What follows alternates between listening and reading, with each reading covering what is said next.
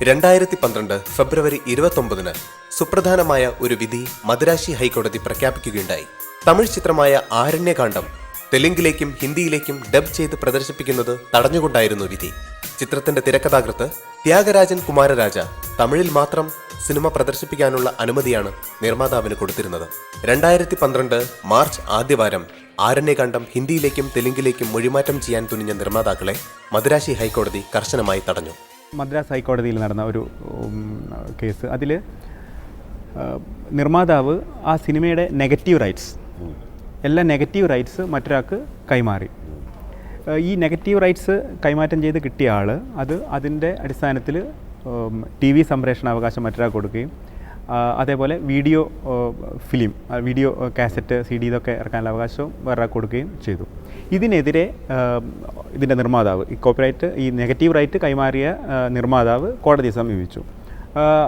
അദ്ദേഹത്തിൻ്റെ വാദം എന്തായിരുന്നു വെച്ചാൽ, ഞാൻ നെഗറ്റീവ് റൈറ്റ് മാത്രമേ കൊടുത്തുള്ളൂ, ഇത് സിനിമ പ്രദർശിപ്പിക്കാൻ മാത്രമുള്ള അവകാശമാണ്. കോടതി പറഞ്ഞത് നിർമ്മാതാവിൻ്റെ വാദം ശരിയാണെന്നായിരുന്നു. കാരണം നെഗറ്റീവ് റൈറ്റ് എന്ന് പറഞ്ഞാൽ നെഗറ്റീവ് റൈറ്റ് മാത്രമാണ്, ഇതിൽ മറ്റത് ഉൾപ്പെടുന്നില്ല, മറ്റ് അവകാശങ്ങൾ ഉൾപ്പെടുന്നില്ല. മറ്റ് അവകാശങ്ങൾ ഉൾപ്പെടണമെങ്കിൽ അത് വളരെ വ്യക്തമായിട്ട് എഗ്രിമെൻറ്റിൽ പറഞ്ഞിരിക്കണം. അതായത് സാറ്റലൈറ്റ് അവകാശം, അതേപോലെ വീഡിയോ CD അവകാശം, ഇത് വ്യക്തമായി എഗ്രിമെൻറ്റിൽ പറയാത്തിടത്തോളം കാലം ആ അവകാശങ്ങൾ അത് ക്ലെയിം ചെയ്യാൻ കൈമാറ്റം ചെയ്ത് കിട്ടിയാൾക്ക് അവകാശമില്ല എന്നായിരുന്നു. പക്ഷേ ഇതിന് മറ്റൊരു വശമുണ്ട്. ഇപ്പം വേറൊരു കേസ് പറയുകയാണെങ്കിൽ, ബോംബെ ഹൈക്കോടതിയിൽ നടന്ന ഒരു ചുപ്കെ ചുപ്കെ എന്ന് പറഞ്ഞ ഒരു സിനിമയായി ബന്ധപ്പെട്ട ഒരു കേസ്. അതിൽ എഗ്രിമെൻറ്റിൽ വ്യക്തമായി പറഞ്ഞിരുന്നത് ഈ സിനിമയുടെ എല്ലാ രൂപത്തിലുള്ള, എല്ലാ ഫോർമാറ്റിലുള്ള അവകാശങ്ങളും കൊടുക്കുന്നു എന്നായിരുന്നു. വ്യക്തമായി പറഞ്ഞിരുന്നില്ല എങ്കിൽ പോലും ഇങ്ങനെയായിരുന്നു അതിൻ്റെ ക്ലോസ്. ഇതേ രീതിയിൽ തന്നെ നിർമ്മാതാവ് കോടതിയെ സമീപിച്ചു. അതായത് ഞാൻ TV ഈ സാറ്റലൈറ്റ് റൈറ്റോ അല്ലെങ്കിൽ വീഡിയോ CD റൈറ്റോ ഞാൻ ഇതിനോടൊപ്പം കൊടുത്തിട്ടില്ല എന്ന് പറഞ്ഞു. പക്ഷേ കോടതി പറഞ്ഞു അത് ആ വാദം ശരിയല്ല. കാരണം എല്ലാ ഫോർമാറ്റിലുള്ള റൈറ്റ് എന്ന് പറഞ്ഞാൽ അത് വളരെ കൃത്യമാണ്. കോപ്പിറൈറ്റുമായി ബന്ധപ്പെട്ടിട്ട് ഒരു കേസ് കൊടുക്കുന്നത്, എന്താണ് അതിനൊരു പ്രതിവിധി ഉണ്ടാവുക? പകർപ്പവകാശ ലംഘനത്തിനെതിരെ ഈ കോപ്പിറൈറ്റ് ഉടമസ്ഥന്മാർക്ക് രണ്ട് രീതിയിലുള്ള പ്രതിവിധികളാണുള്ളത്. ഒന്ന് സിവിൽ രീതിയിൽ, അല്ലെങ്കിൽ ഒന്ന് ക്രിമിനൽ രീതിയിൽ.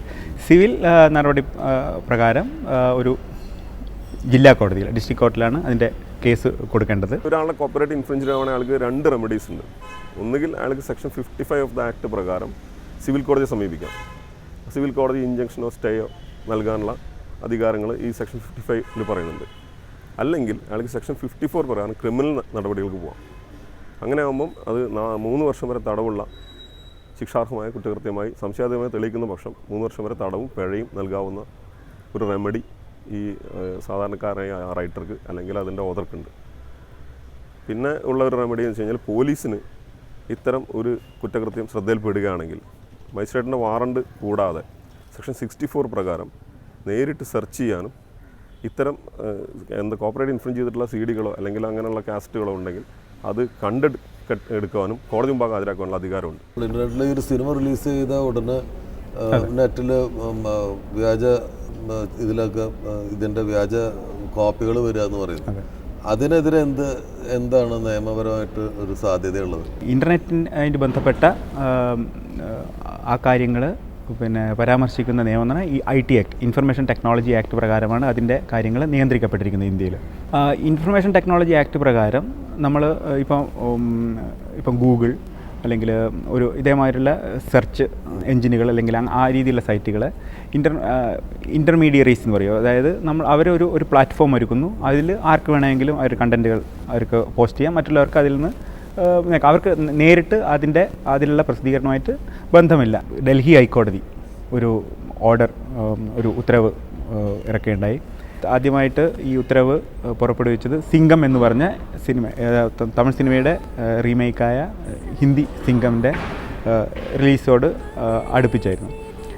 ഇതിൻ്റെ നിർമ്മാതാക്കൾ ഡൽഹി ഹൈക്കോടതിയെ സമീപിക്കുകയും ഞങ്ങൾ ഇതിൻ്റെ ഇൻ്റർനെറ്റിലും മറ്റ് പല രീതിയിൽ ഇതിൻ്റെ വ്യാജ കോപ്പികൾ ഇറങ്ങുമെന്ന് ഞങ്ങൾ ഭയക്കുന്നു അല്ലെങ്കിൽ ഞങ്ങൾ പ്രതീക്ഷിക്കുന്നുണ്ട്. അപ്പോൾ അത് തടഞ്ഞുകൊണ്ട് ഒരു ഉത്തരവ് തരണമെന്ന് പറഞ്ഞ് കോടതിയെ സമീപിക്കുകയുണ്ടായി. അതിൻ്റെ അടിസ്ഥാനത്തിൽ കോടതി ഉത്തരവ് പുറപ്പെടുവിക്കുകയുണ്ടായി. അതായത് ഇൻ്റർനെറ്റിൽ ഇങ്ങനെ ഈ രീതിയിലുള്ള പ്രദർശിപ്പിക്കുകയോ അല്ലെങ്കിൽ വ്യാജ CD-കൾ ഒന്നും ഇറക്കാൻ പാടില്ല എന്ന് പറഞ്ഞുള്ളൊരു ഓർഡർ. ഇതിന് നിയമത്തിൻ്റെ ഭാഷയിൽ ജോൺ ഡോ ഓർഡർ എന്നാണ് പറയുക.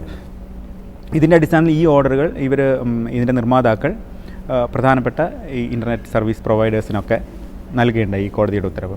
ഈ രീതിയിലുള്ള എല്ലാ ഫയൽ ഷെയറിംഗ് സൈറ്റുകളും ബ്ലോക്ക് ചെയ്തു. കാരണം അവർക്ക് ഇത് കൃത്യമായി ഫിൽറ്റർ ചെയ്ത് ഏതാണ് ഇൻഫ്രിഞ്ച് അല്ലെങ്കിൽ ഈ പകർപ്പവകാശ ലംഘനം നടത്തുന്ന വേർതിരിച്ചറിയാനുള്ള ഒരു സാങ്കേതിക സംവിധാനം ഇല്ലാത്തതുകൊണ്ട് തന്നെ, അതേസമയം കോടതിയുടെ ഉത്തരവ് പാലിക്കണമെന്ന് നിർബന്ധം ഉള്ളതുകൊണ്ടും അവർ ഈ രീതിയിലുള്ള എല്ലാ രീതിയിലുള്ള ഫയൽ ഷെയറിംഗ് സൈറ്റുകളും വിവേചനമില്ലാതെ എല്ലാം കംപ്ലീറ്റായിട്ട് ബ്ലോക്ക് ചെയ്യുകയുണ്ടായി. ഇൻ്റർനെറ്റിലുള്ള ഈ രീതിയിലുള്ള പൈറസിയെ ഒരു പരിധിവരെ തടയുന്നതിന് വളരെ ഫലപ്രദമാണ് എന്നാണ് ഇതുവരെ കണ്ടുവന്നിട്ടുള്ളത്. ഇനി താങ്കളെക്കുറിച്ച് കൂടുതൽ ഞാൻ ഇൻട്രൊഡക്ഷനിൽ കൂടുതലൊന്നും പറഞ്ഞില്ല. എവിടെയാണ് പഠിച്ചതൊക്കെ? കോഴിക്കോടാണ്. കോഴിക്കോട് ഗവൺമെൻറ് ലോ കോളേജിൽ നിന്ന് നിയമബിരുദം നേടി. അതിനുശേഷം കോഴിക്കോട് തന്നെ പ്രാക്ടീസ് ചെയ്തു. പിന്നെ അതിനുശേഷം ഇൻ്റലക്ച്വൽ പ്രോപ്പർട്ടി ഓഫീസിൽ ജോലി കിട്ടി. ഞാൻ ബോംബെയിലേക്ക് പോവുകയും അത് ഗവൺമെൻറ്? അതെ ഗവൺമെൻറ്, പിന്നെ government of India, minister of industry and കോമേഴ്സിൻ്റെ കീഴിലുള്ള സ്ഥാപനമാണ്. അവിടെ 10 വർഷത്തോളം എന്തായിരുന്നു അവിടുത്തെ? ഞാൻ അവിടെ സീനിയർ എക്സാമിനറായി ഇതിൽ ട്രേഡ് മാർക്ക് വിഭാഗത്തിൽ ഇൻ്റലക്ച്വൽ പ്രോപ്പർട്ടി ഓഫീസിൻ്റെ ട്രേഡ് മാർക്ക് വിങ്ങിൽ സീനിയർ എക്സാമിനറായി. അവിടെ നിന്ന് ഞാൻ 2008 റിസൈൻ ചെയ്തു. അതിനുശേഷം ബോംബെയിലുള്ള ഒരു ലോ ഫേമിൽ സീനിയർ IP കൺസൾട്ടൻ്റായി ജോലിയിൽ പ്രവേശിക്കുകയും പിന്നെ 2011 അവിടെ നിന്ന് മാറി ഇപ്പോൾ ANA ലോ ഗ്രൂപ്പ് എന്ന് പറഞ്ഞ ബോംബെയിലുള്ള ഒരു ലോ ഫേമിൽ സീനിയർ IP കൺസൾട്ടൻ്റായി ജോലി ചെയ്യുന്നു. ഏതായാലും ഞങ്ങളോടൊപ്പം ഇത്ര സമയം ചെലവഴിച്ചതിന് വളരെ നന്ദി. സന്തോഷം.